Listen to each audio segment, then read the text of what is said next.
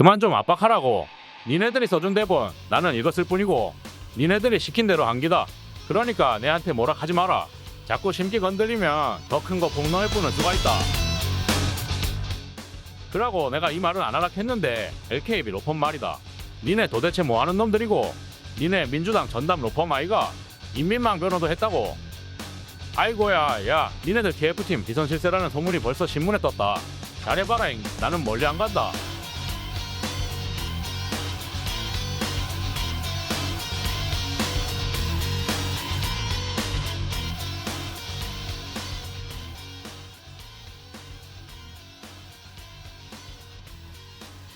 네, 안녕하세요 여러분. 영상에서 보신 것처럼 중국이 대한민국 법조계를 파고들었습니다. 헌법재판소 TF팀의 비선실세가 중국 관영 매체인 인민망을 변호했던 로펌 LKB라는 주장도 나왔는데요. 그림에서 보시는 것처럼 TF팀 위에 문영배, 그 위에 LKB, 최종 단계는 중국 공산당인 것으로 합리적인 의심을 하고 있습니다. 이런 관계망이 있기 때문에 추가 폭로는 또 나올 수 있다는 것입니다. 이런 폭로의 발단은 전적으로 문영배 판사가 촉발을 했습니다. 우선 비자발적 애국지사 문영배 판사의 최근 사건을 먼저 분석하고 넘어가겠습니다. 영상을 여러 차례 돌려본 결과 저의 주관적인 생각이지만 문영배의 발설은 의도 반, 실수 반이라고 생각합니다. 비자발적 애국자라는 표현을 썼는데요. 이번 폭로가 탄핵 반대 입장에서는 큰 도움이 되는 상당히 치명적인 폭로였습니다. 본인이 의도를 했던 실수였던 결과적으로 큰 것을 던져준 것은 맞죠. 판사 경력 30년이 돼가는 문영배 판사는 왜 이런 어이없는 행동을 했을까요? 우선 외부에서 푸시가 들어오기 때문입니다. 최근 들어서 상당한 압박을 느끼는 것 같아요. 문영배 의중을 보자면 현재 이런 재판 진행 과정 자체가 절대적인 본인의 의도는 아니다. 나한테만 뭐라고 하지 마라 이런 이야기인데 그 숨은 의도는 아마도 결과가 좋지 못하더라도 자기한테 원망하지 마라 그런 이야기 같아요. 한마디로 문영배 판사가 벼랑 끝으로 몰리고 있다는 것을 알 수 있는 대목입니다. 또 본인의 인내심에도 한계가 온 것이죠. 이런 상황까지 오게 된 원인은 바로 문영배 판사가 유명해졌다는 사실이 한몫했습니다. 이제 국민들이 헌법재판관 이름도 알고요, 출신도 알고, 사적인 부분도 알고 있어요. 어떤 카페를 운영을 하는지, 누가 친구인지, 그리고 친구들 수준은 어떤지 다 알려져서 모르는 사람이 없을 정도죠. 게다가 탄핵 반대운동 지금 굉장히 격렬하죠. 윤 대통령 지지자들의 헌법재판소 압박은 점점 거세지고 있습니다. 판사들은 당연히 심리적인 부담이 커지겠죠. 지금 문영배 판사 자택까지 찾아가서 시위를 벌이는 사람도 있을 정도고요. 카톡 푸사까지 내는 거 보니까 많이 심란한 것 같습니다. 문영배 폭로 전후 상황을 보면 결국 판결은 보나마나 탄핵 인용으로 갈 것 같은데 문영배 주장은 탄핵 인용을 하더라도 자기 혼자 한 것이 아니다. 나머지 보수 중도 판사들도 다 함께 만들어가고 있었다. 이의 제기한 사람이 없었다 라고 했는데 그렇다면 중도 보수 성향 판사들에 대한 탄핵 반대 지지자들은 배신감을 느낄 수밖에 없습니다. 정영식 판사부터요, 김복형, 조한창 등 보수 성향 판사들인데 믿는 도끼에 발등 찍힌다고 하지 않습니까? 그럼 보수 성향 판사들도 지금쯤에서 뭔가 빠져나와야 할 구멍이 있어야 해요. 지금 항의 엄청 들어가고 있습니다. 심지어 게으른 국민의힘 의원들이 헌재에 직접 가서 항의도 했습니다. 아무튼 나머지 판사들도 어떻게든 빠져나와야 할 텐데 과연 뭘로 빠져나오려고 할까요? 문영배우 배우면 극좌 쪽인 게 분명하고요. 그 배우는 최종적으로 북한이나 중국 아니겠습니까? 실제로요, 헌법연구원들 중에 적지 않은 수가 중국인 이름으로 보이는 사람들이 있었어요. 게다가 국회 쪽 로펌이 중국 관영 매체를 대변해주기도 했었는데 그런 배우의 조직이 작성한 대본을 읽었다? 꼭두각시처럼 말이죠. 그렇다면 더 이상 이 재판 받을 필요도 없습니다. 그래서 일단 TF팀 명단 공개하라고 정보 공개 신청은 되어 있는 상황이에요. 현재까지 알려진 정보로는 김소연, 임성희, 이진, 이승환 이 4명이 선임 헌법연구관으로 알려져 있고요. 누가 진짜 TF팀장인지는 알 수 없습니다. 이 사람들 포함해서 10여 명이 TF팀원이라고 하는데 과연 명단을 다 공개할지 그것은 모르겠습니다. 그리고 만약에 공개를 한다고 해도 제대로 된 명단이 공개될지는 미지수죠. 어차피 처음부터 조작인데 뭐는 못하겠습니까? 그렇더라도 그 구성원의 정치적 성향은 파악하고 넘어가야 하는 건 맞지 않을까요? 원래 이런 재판을 할 때 사안별로 TF팀을 구성한다고 합니다. 실제로 이미 탄핵 심판이 진행되면서 TF팀을 구성해 신속히 처리한다고 기사도 여러 차례 나왔어요.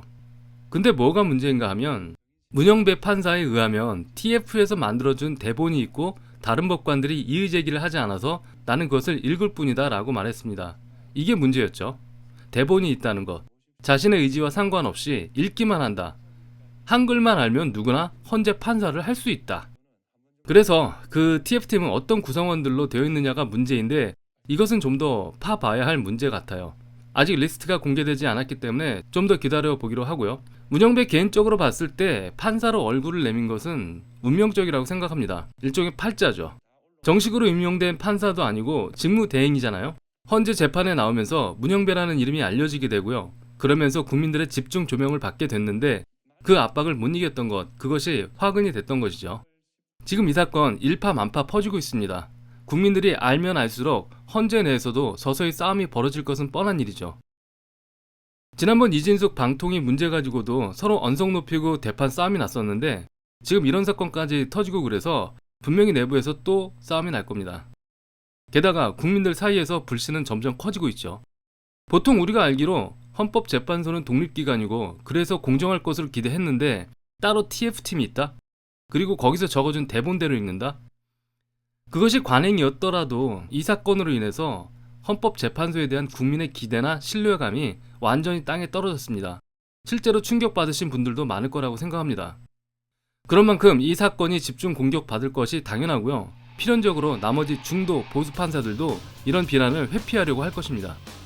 그렇다면 과연 추가 폭로는 나올 수 있을까요? 나온다면 어떤 폭로가 나올까요?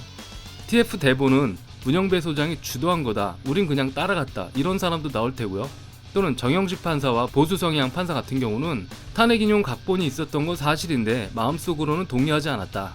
절차에 큰 문제 없어 보여서 일단은 수긍하지만 판결 의견이 꼭 그렇지는 않았다.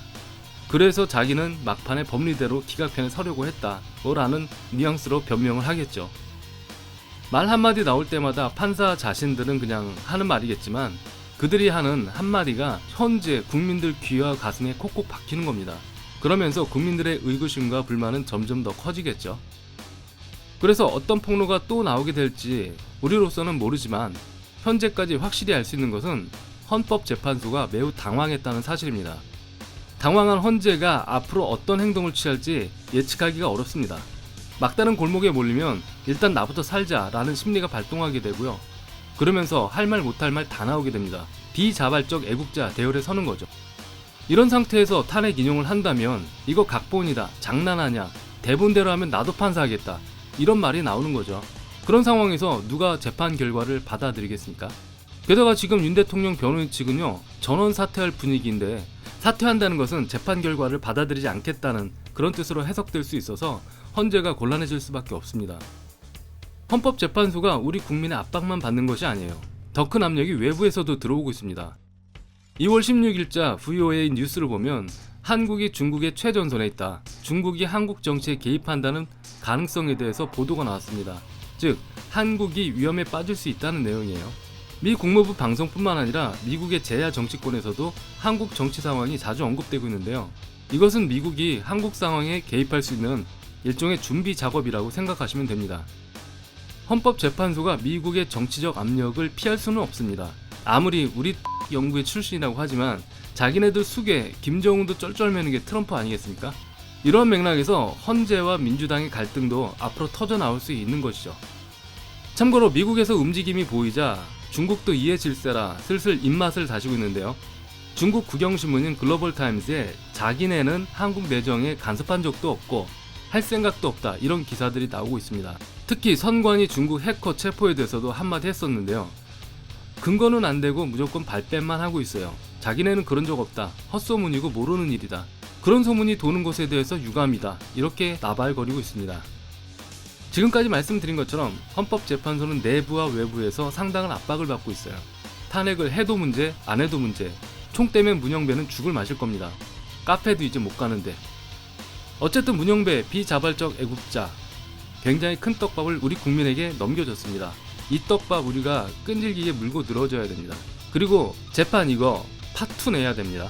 변호인단 전원 사퇴해야 돼요. 얼마 전에 헌법재판소를 신뢰하냐 안 하냐 설문조사가 있었는데 신뢰 안 한다가 45% 정도 됐습니다. 그런데 이번 TF 사건이 터지면서 신뢰를 안 한다가 60%도 넘을 것 같아요. 원래는 헌재 같은 경우 아무리 못해도 국민들 신뢰감이 80%는 넘어야 합니다. 사실상 90% 나와야 헌법재판소죠. 지금처럼 신뢰도가 50%도 안 되면 헌법재판소가 아니고 말 그대로 헌법개판소입니다. 외부 압박에 더해서 신뢰도까지 떨어지면 헌법재판관이라는 직위 자체가 수치스러워지는 거죠. 따라서 나머지 판사들도 나름대로 위신을 챙기기 위해서 잘못을 회피하려고 안간힘을 쓸 겁니다. 그러는 와중에 이것저것 폭로가 되고 지저분한 뒷거래까지 알려지게 되는 거죠. 결국 헌재의 이런 황당한 행동을 유발한 것은 우리 국민들입니다. 그래서 앞으로 시위를 통해서 더 큰 압력을 가해야 된다고 생각합니다.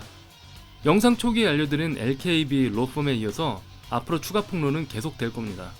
기대해주세요.